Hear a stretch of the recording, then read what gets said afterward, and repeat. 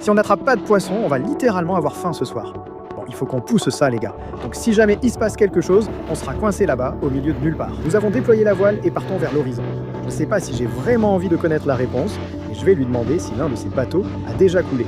On attrape de gros poissons, mon pote. Allons-y. J'hésite vraiment à vous montrer, les gars, tout ce qui se passe autour de moi en ce moment. J'ai probablement 4 ou 5 espèces différentes de poissons qui vont être cuisinées là, tout de suite. C'est vraiment trop bon. Youhou! Les gars, on a une journée de dingue prévue aujourd'hui. Nous allons retrouver un capitaine indonésien traditionnel et partir en mer pour chercher une structure qui laisse isoler. C'est là que nous allons. Aujourd'hui, on sort l'artillerie lourde. Voici un fusil harpon d'1,20 m à vie. On va donc utiliser ça pour essayer d'attraper de gros poissons. Mais ce n'est pas tout. 2 amis m'accompagnent dans cette aventure aujourd'hui. J'ai un défi en réserve pour eux. Je vous en parlerai plus tard, après qu'on les ait retrouvés.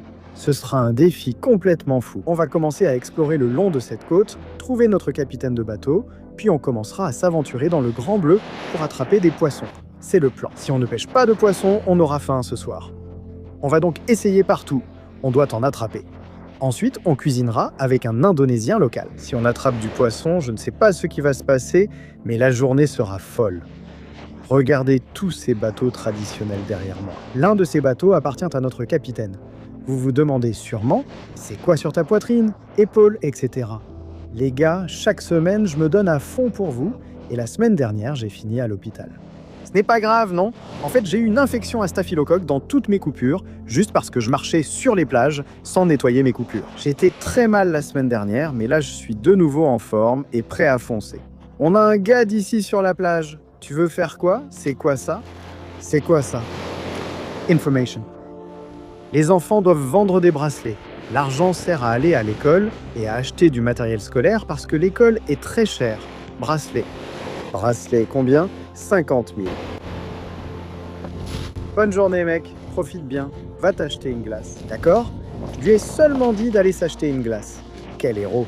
Il y a sûrement plus besoin de cet argent que moi à ce stade.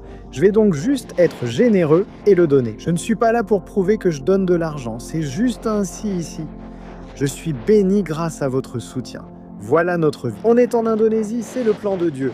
Je suis vraiment béni de vous avoir. Allons trouver ce bateau, capitaine. Allez, poussons-le, les gars. Prêt? Poussez. Ah, on pousse ce bateau à l'eau. Oh, mon Dieu. Allez, allez, allez, allez, allez, allez, allez, allez, allez, allez, allez, allez. Youhou! Allez, montez, montez, montez, montez, montez. Montez, montez. Très bien, on y va, les gars. Ouais, mec. Très bien, les gars sont partis. Très bien, les gars viennent de s'installer sur le bateau. On a le capitaine. Jusqu'où sommes-nous allés, capitaine? Super la conversation. Très bien, les gars. Il nous reste environ 1 heure de route jusqu'à notre destination. Waouh! Vous pouvez voir qu'on se fait vraiment arroser en ce moment. Ça va devenir costaud. Donc ouais, je vous retrouve en chemin s'il se passe un truc de fou. Mais on a un gros trajet, les gars. Salut, les gars. Allons-y. Wouhou! Le plus drôle, c'est que mes potes croient venir pour une session de pêche sous-marine, mais je ne leur ai pas dit qu'il y a un défi aujourd'hui. Le capitaine et moi sommes les seuls au courant. J'annoncerai la nouvelle une fois arrivé sur le lieu de pêche. Mais vous pouvez voir qu'on a une mer assez agitée en ce moment. Bon, je ne suis pas totalement sûr de ce qui se passe là, mais je pense que le capitaine est en train de hisser la voile. Ils n'ont pas beaucoup d'argent, ils n'ont pas la meilleure technologie, mais ces gars-là, ils se débrouillent avec ce qu'ils ont. C'est dingue. Regardez ça. Regardez ça. Vous vous moquez de moi ou quoi? Regardez ça. Wouhou, wouhou. Regardez ça. On a Ed juste ici. Salut les gars! Une vraie légende. Et on a Chris juste devant ici. Oh, et évidemment le capitaine. Salut mon pote. Je dois vous dire quelque chose, les gars. Une fois qu'on sera arrivé là-bas, on aura un défi à relever.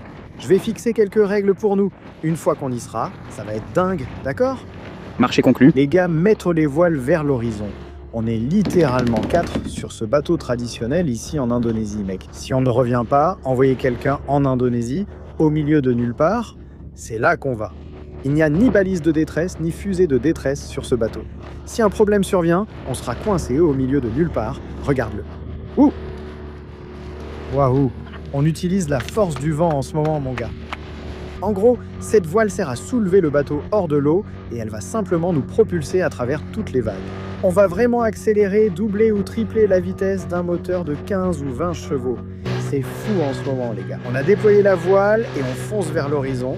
On a le capitaine en arrière-plan, le volcan derrière lui. C'est pour ça qu'on vit, mec. Il n'y a pas d'électronique, aucun moyen de savoir où on va. Comment tu sais où on va? Donc tu as des repères sur la côte. Les montagnes. D'accord? Ouais. Donc il s'aligne entre certaines montagnes et il sait que s'il se trouve entre certaines montagnes, alors c'est là qu'on va. Tu t'es déjà perdu ici avant? Genre vraiment perdu? Genre tu ne sais pas où tu vas ou jamais? Oui, quand il pleut fort, il ne pleut pas encore beaucoup. D'accord. Donc il dit que la seule fois où il se perd ici, c'est évidemment quand il y a beaucoup de pluie. Donc il ne peut probablement pas voir où il va. C'est dingue. Je n'ai pas besoin de GPS. Ouais, il dit qu'il n'a pas besoin de GPS. Le GPS est là. Je ne sais pas si je veux savoir, mais je vais lui demander s'il a déjà eu ou vu couler un bateau. Alors, demandons-lui. As-tu déjà eu un bateau qui a coulé? Ou ici, sur l'eau, tu as déjà eu un bateau qui a coulé? Plusieurs fois. Plusieurs fois. C'est une sensation géniale, les gars. C'est une sensation géniale. Vous avez entendu ça, les gars? Plusieurs fois. Très bien, les gars. On a navigué pendant environ 1 heure et on est ici dans 1600 mètres d'eau en ce moment. C'est complètement fou. J'ai les gars derrière moi. On attend un peu que le soleil descende avant de sauter dans l'eau parce qu'apparemment le capitaine disait que si on saute dans l'eau maintenant, ça va effrayer tous les poissons et nos chances, je suppose, que les poissons restent dans le coin. Et d'en attraper plus vont diminuer. Alors je lance le défi tout de suite, les gars. Ce qu'on va faire, c'est qu'on ne mange que ce qu'on attrape. Mais ce n'est pas tout, les gars. Tout ce que tu attrapes va nourrir une autre personne sur ce bateau. Donc là, en gros, tu es en train de pêcher. Ed, tu pourrais bien être en train de pêcher pour moi. Chris, tu pourrais être en train de pêcher pour moi. Ed, tu pourrais être en train de pêcher pour Chris. On ne sait pas encore pour qui on pêche. Plus tard, on va tirer des noms au hasard. Et tout ce qu'on attrape individuellement, ça va nourrir quelqu'un d'autre pour le dîner. Donc les gars, vous pouvez décider. Vous pouvez soit les arnaquer et attraper des poissons vraiment nuls, soit essayer d'attraper quelque chose de bien. Quel que soit le nom tiré du chapeau, vous choisirez le poisson à leur donner. Vous connaissez les règles. Vous savez comment ça fonctionne. On attend. On va aller dans l'eau et commencer à attraper du poisson, hein, les gars. Allons-y. Ou alors, il pourrait aussi y avoir un petit défi pour le perdant. Celui qui attrape le poisson le plus nul pourrait se prendre un coup sur la tête avec un truc. On verra comment ça se passe. Les gars, le plan d'attaque. Je pense que tous les gars vont essayer d'attraper de très beaux poissons. Je crois que je vais tirer sur un truc nul et les piéger. J'essaie de parler doucement. Je ne veux pas leur dire ma stratégie, mais ouais, l'un de ces gars va manger un poisson nul. Et les gars, vous pensez que c'est possible de tirer sur une mouette avec un fusil harpon? L'un de vous pourrait faire quelque chose. Attraper des oiseaux en vol. D'accord? Vous voyez le rumpung là-bas derrière? Il est déployé dans environ 1600 mètres d'eau. Ils disent qu'ils doivent utiliser, je crois, 2400 mètres de corde pour l'amener là-bas. Et ensuite, c'est attaché à une dalle de béton de 2 ou 3 tonnes au fond. Et essentiellement, ça flotte ici au milieu de nulle part.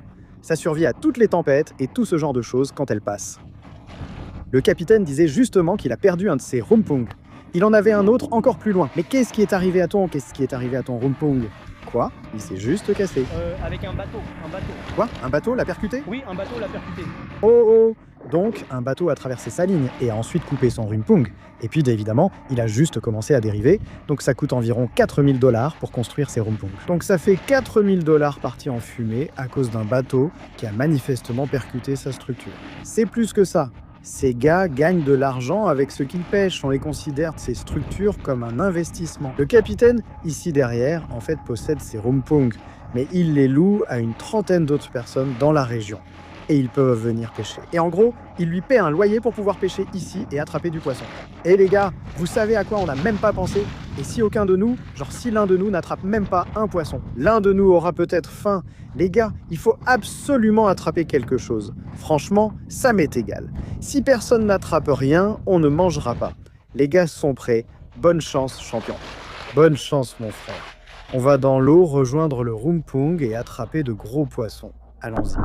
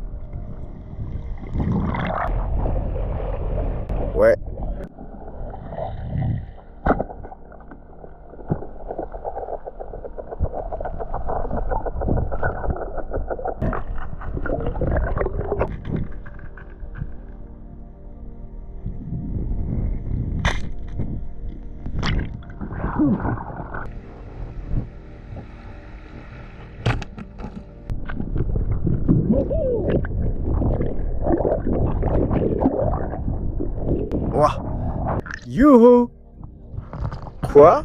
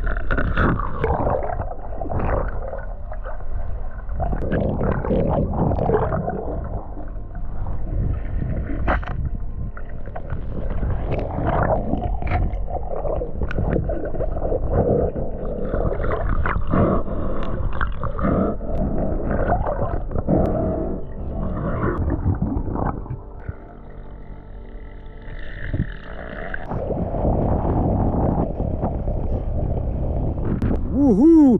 Je suis sur le Rumpung en ce moment, les gars. J'ai attrapé de beaux poissons derrière moi. Les gars sont là-bas, mais je vais maintenant attraper un truc vraiment pourri. Je veux piéger un des gars avec un de ces poissons pourris, ici, et lui dire qu'il doit le manger. Je vais dans l'eau pour attraper un truc nul pour eux. Allons-y.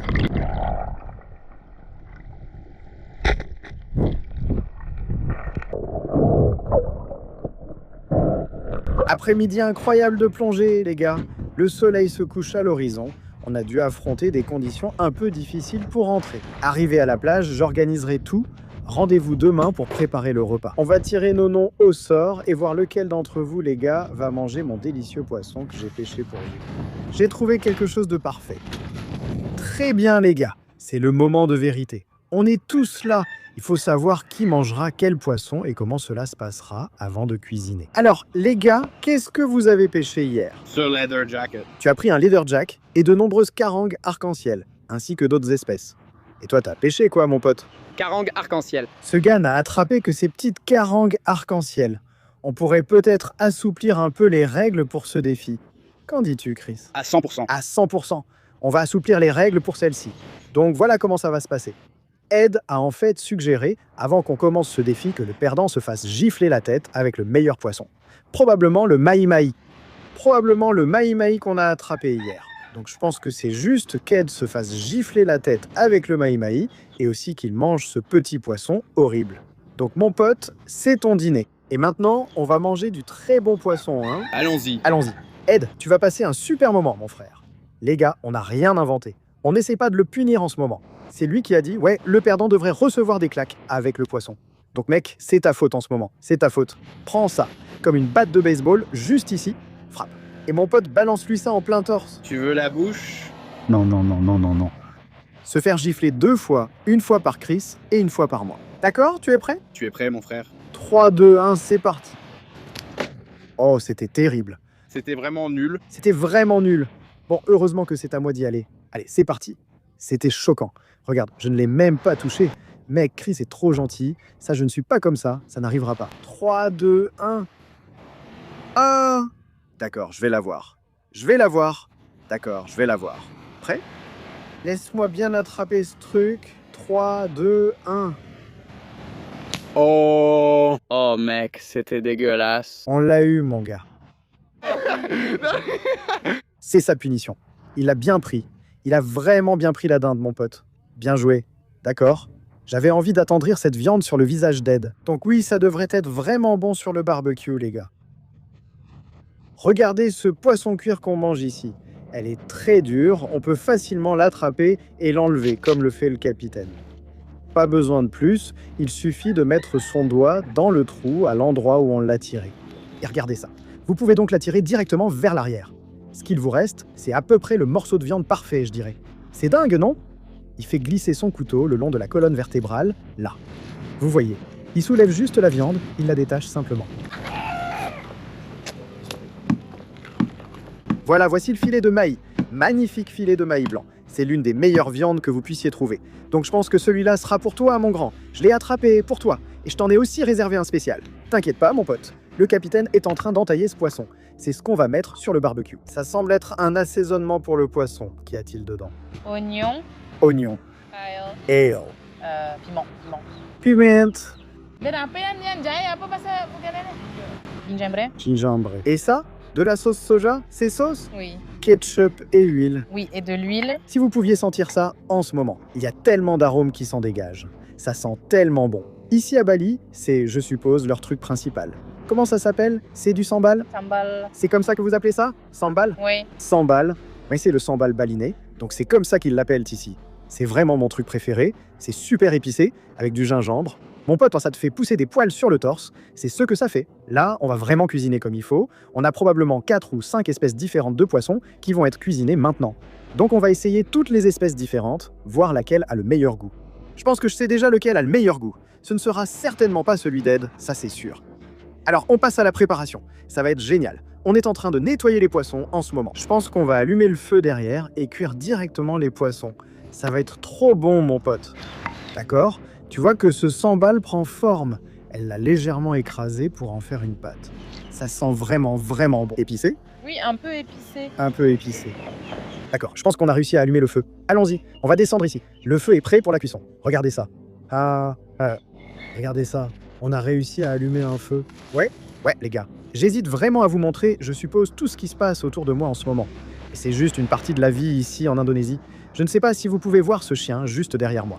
Vous pouvez le voir juste ici, mais il a vraiment du mal à marcher. Il s'est clairement cassé la patte ou quelque chose comme ça. Il n'y a pas grand-chose que je puisse faire pour ce pauvre gars. Mais ce que je peux faire, c'est, je suppose, lui donner. Les gars, je pense qu'on devrait lui donner un peu de poisson, d'accord? Ouais, donnons-lui un peu de poisson. Ouais, on va lui donner du poisson à 100%, donc il n'y a pas grand-chose d'autre qu'on puisse faire pour lui. Mais on va au moins faire plaisir à ce chien, même s'il a une patte cassée et qu'il doit continuer à lutter. Mais c'est juste une partie de la vie ici. C'est le poids pour le rumpung. Ouais, c'est le filet d'amarrage. C'est l'amarrage du rumpung. Alors, ça pèse combien? Cet amarrage peut être 3 tonnes et demie. 3 tonnes et demie. À quelle profondeur est-il largué?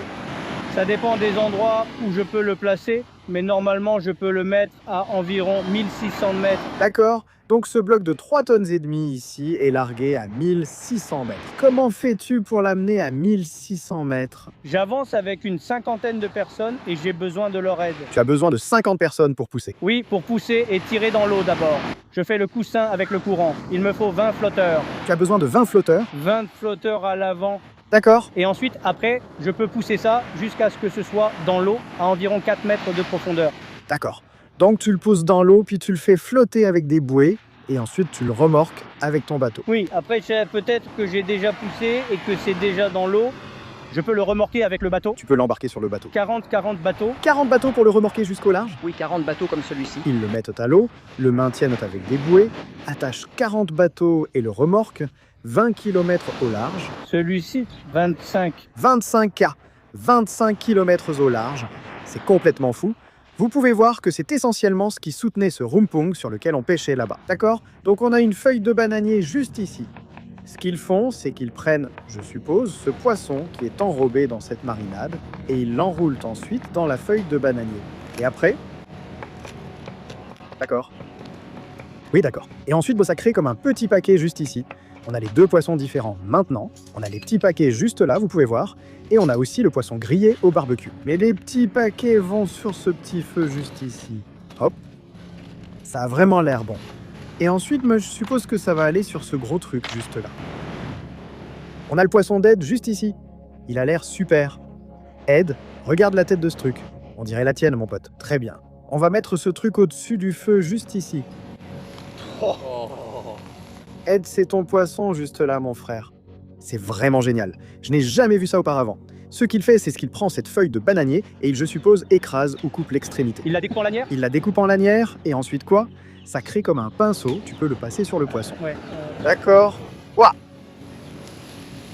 Oh mon Dieu, ça a l'air incroyable. Regarde ça. Donc ça vient de la crevette. Crevette? Crevette, oui. Ok, donc il faut juste mettre ça dans les braises. Non, mets-le dans la sauce. Tu le mets dans la sauce et tout? D'accord. Très bien, Chris. Donnons un petit coup de spatule au poisson d'Ed. On ne veut pas qu'il soit trop carbonisé. Ça a l'air bien, absolument magnifique. Ça a l'air bien, mec. Mec, ça a l'air incroyable. D'accord, regarde ça. Le capitaine vient juste d'enlever notre poisson du grill ici. Regarde comme c'est beau, mon Dieu. D'accord, Ed, viens. C'est pour toi, mec. On a le poisson d'aide juste ici. Regarde comme c'est beau, littéralement à moitié brûlé, à moitié cru. Exactement ce que tu veux. C'est le meilleur du lot. Littéralement en marche. Tu es en marche. On a ce sambal juste ici. On a du poisson grillé. On a un peu de riz ici. Et on a ces colis de ravitaillement. Tu peux voir que c'est emballé. Ça a l'air incroyable. Je suis assis sur une caisse à la plage. On a un peu de poisson juste là. Sambal. C'est trop bon. Ed, il est temps d'aller au bureau, mon pote. Regarde comme cette viande est incroyable. Goûte, mon pote. C'est ta punition.